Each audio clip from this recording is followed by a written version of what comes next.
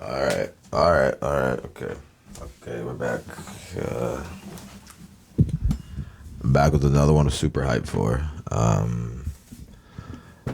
don't have a lot of first time reactions on this channel because I say this in every video, guys. I'm not a YouTuber. I'm not a reactor. I guess technically, I mean, I'm reacting on YouTube, so I guess technically, but you're like, I'm a musician, guys. I'm just getting high and listening to music, so it's like I might as well film it and make content, and you know what I'm saying. So like, I'm just saying. Usually, I'm most of the stuff on this channel is not first time reaction because that's not what I'm doing. I'm just listening to shit that I want to hear. But this just popped up, and I'm like, oh, I gotta see this, and I'd never seen this one, so I'm super hype. I remember it's Imogen Heap. Like, if you guys are watching, I'm assuming you know Imogen Heap. Unless you just happen to be watching just to hear my dumbass. But man, I mean, what does her say? She's fucking amazing. She's super amazing. I don't want to super ramble about her, but I just want to say, I will just say a little bit that, you know, there's certain people that you hear, especially like, all right, if you're a musician like me, right? There's like certain people that you hear that, not to sound like super dramatic, but like they change your life in terms of like, because you get influenced by certain things, or they open something up new, like show you something new that you want to try to do now all of a sudden. You know what I'm saying? And Imogen Heat, man, I'm gonna date myself, but fuck, I first heard her when she put out what was the album? Speak for Yourself. That album came out in 2006, and I seen her. I want to say it was like on the Tonight Show, when back then it was with Jay Leno, and she did Good Night and Go, and I was fucking so mind blown. I had never seen no shit like that, guys. I had never seen anybody do everything by themselves, you know?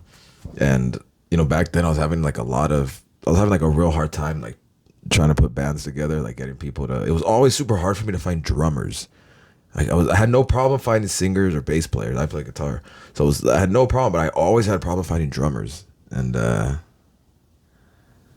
at that time too, like all I did was listen to like old blues from the 40s and 50s, old rockabilly. The newest shit I would have listened to back then was like classic rock from the 70s. Like I listened to nothing but old music back then. I listened to like a lot of jazz and shit, and you know, Miles and Django and shit. And so I didn't listen to new music at all back then. And when I heard her, man, I was so fucking mind blown. Like, man, she's doing everything by her fucking self. The songs are amazing. And it's like, back then it was like a new sound, you know what I mean? It was brand new music, which at the time I didn't listen to anything new at all. And oh man, and so I remember being like, fuck, how the fuck is she? So I remember going online and just reading about it, and reading that she used Ableton. That's the first time I ever heard of Ableton. And what you guys know, Ableton is like or technically it's called Live. It's like the Ableton's the company. The software itself is called Live. But it's, you know, music, it's production software. It's software to make music. Not everybody uses it. Like, I think Pro Tools is still probably the biggest one, but in terms of like modern shit, like, and a lot of like EDM and type shit like that, like everyone uses Ableton, you know what I mean? And this is Ableton. But yeah, this is how I've made music since '06 with Ableton, like, which I'm still on Ableton 9. They're like on 11 now. I still fucking I never updated to 10, and then I never updated to 11. I know if anybody's watching this and you're on 11, I know it's got the new whatever convolution reverb. I get it. Whatever. I'm good on 9 still. But back then I think it was Live 5. I was on Live 5 back then. Anyway, this is like who gives a shit talk, but I don't care. If you guys don't want, go watch some other channel, guys. Shout out to you guys. If I'm annoying and I'm just rambling and it's like, get to the thing, go watch one of those other happy YouTube reactors. You know what I mean? Hey guys, welcome back to my channel. Like and subscribe, hit the button. I'm not doing that shit here. We're not doing that shit here. Try to take it back to the old school YouTube when it was just a motherfucker set up a camera and you would see people hit, like, they would start their camera, you'd see him walk to the seat, you would see him get up and stop. Just one shot, just rambling. Who gives a shit? Let's go back to fucking old school shit. Anyway, so that shit completely changed my life, man. Like, Because that's how I first got into, you know what I mean, like music production, was hearing Imogen Heap. And man, super blown away, man. She's so fucking good. She's so amazing. Super fucking, she was always, I love too that she's always been into music technology, you know what I mean? And whatever's the newest type of shit. I mean, she's used I mean, just look at Imogen Heap. She's gone through so many things that she's used in her career. Just super amazing, super great musician, amazing singer, amazing songwriter, everything. And what else is there to say? It's kind of, I kind of mentioned the story, so I don't really want to get into the story. I mentioned the story I did a reaction for Somewhere Over the Rainbow for Jeff Beck on Jules Holland. But I said in that one, but I'll just kind of brief. But I saw Imogen Heap on that when she was touring that album in '06. She played a show at the Wiltern in LA with Kid Beyond opening up. If you guys remember Kid Beyond, he did the same thing. He would use Ableton, but he did it all beatbox. He would just do layers and layers of beatbox. Like I remember he did a fucking super fire version of Wandering Star from Portishead. Whoo, crazy. Shout out Kid Beyond. And I remember I met Billy Gibbons at that show. Billy Gibbons was there. Fucking some ZZ Top. He was fucking there to see her. And man, it's just super fire, man. Super fire. And that's really what else the fuck else should I say? Also, if you were back then, and if you guys were from back then in LA and shit, you guys remember Indie 103. Indie 103 back then was like the number one like cool station. It was like, I feel like what KCRW, this is for people in LA. This is just LA talk. But KCRW is like they're like a low band. They're like 89.1. I forgot their fucking whatever. Or is there 89.3? But that might be KPFK. But KCRW is like a very, they're like a type, they're like almost like a old school like college radio station in the sense that they just play all kinds of trippy shit that you would never hear on any other station ever. And they were still like that back then. They were cool, but like back then, KCRW was cool. But if you like, everybody was listening to Indie 103, bro. Fucking Jonesy's Jukebox every fucking afternoon, like, whoo, bruh. Bro, I remember when the day that it ended. I remember they had a thing. I remember listening to it on the final day. Fuck, I'm super dating myself, right? Fucking the old school fucking. Anybody remember Hipster Runoff? You guys remember Hipster Runoff? Am I super dating myself? Am I all distorted right now too? Sorry, guys. I don't care about audio. I should care about audio levels as a musician, but I don't care about this channel. I keep saying that. Especially now I'm kind of fucked up too. Today, this channel got fucking more subscribers. Am I not connected to the internet, really? Did I just lose my connection? Good thing we weren't doing this video yet. Yeah, I fucking, really, the internet fucking went out. You know what's crazy? My internet has been going out all fucking the past few weeks. Today, fucking AT&T came over. Fucking, they had to switch out the modem. The modem that they brought in was still not fucking working, so they had to bring in a second modem, and now this shit's going. What the fuck is up with this? I don't know. This is weak. All right, it doesn't look like we're gonna be able to watch this, guys. And since I do not feel like redoing this, I'm just gonna have to stall by just keep talking some more. So, just so you guys know, this is some real shit, though. See, what am I supposed to do? Fucking do some video editing, some bullshit, all that stuff, and then come back? No, we're not doing that. This is how you guys know it's real. When it's real, you could tell. You can see it in their eyes. Speaking of which, we're gonna do the new Geechee Gotti battle after this. Geechee vs. News on Battle Academy, which I have not seen. I'm pretty hyped. I'm literally rocking this Mac shirt right now, right? So anyway, it's we're good? Are we good? Alright, we're good. Alright, here we go. Let's just fucking get into it. Also, just last thing is that fucking Zach Braff fucking Scrubs reminds me of that era too. I feel like people don't talk about Scrubs anymore. Scrubs was fucking huge. Like, not huge like the biggest thing ever, but it was huge in terms of like I don't know. Like I feel like people always used to watch. People used to like always talk about it, like make references and shit. I don't know. I feel like you don't really hear about Scrubs anymore. Like, why would you? It's a fucking 20-year-old show. All right, let's fucking watch this. Let me shut the fuck up. Let's get into it, guys. You guys are smoking with me. Let's fucking get high. Let's get into it. I love this song, and I'm very glad you're going to play it live on Indie 103.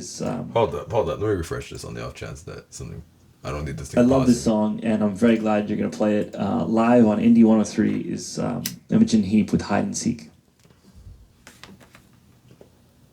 Where are we?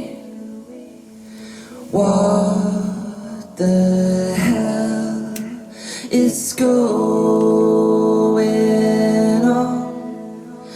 The dust has only just begun to fall. Crop circles in the carpet, sinking feeling.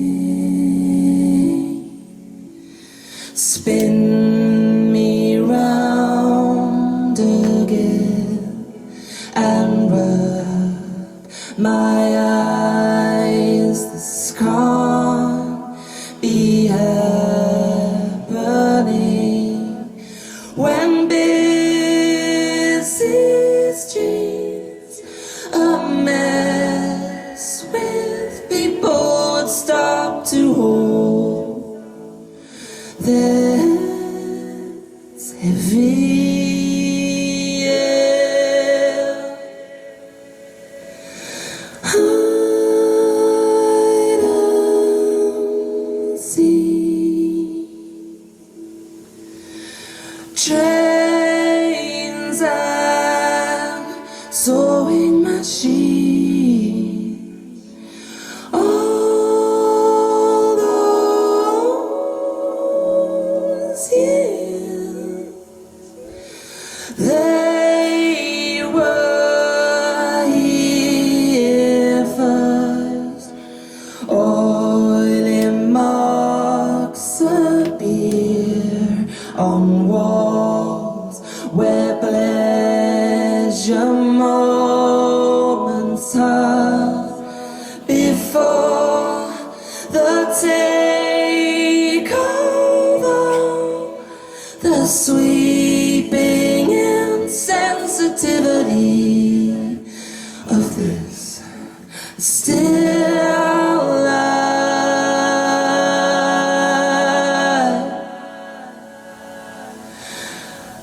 Hide and seek. Trains and oh, you won't catch me round here. Blood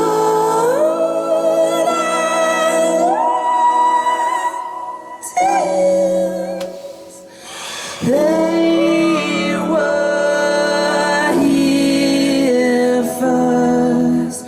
Oh, what you say? Oh, that you only meant well, when of course you did. What you say? Oh, that it's all for the best, because it is.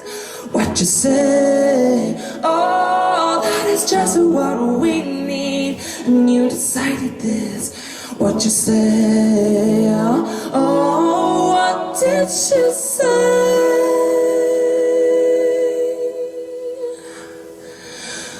Ransom notes keep falling out your mouth. Mid-sweet talk, newspaper cutouts. You speak now, feeling no, I don't believe you. You don't care a bit, you don't care a bit. Hide and seek.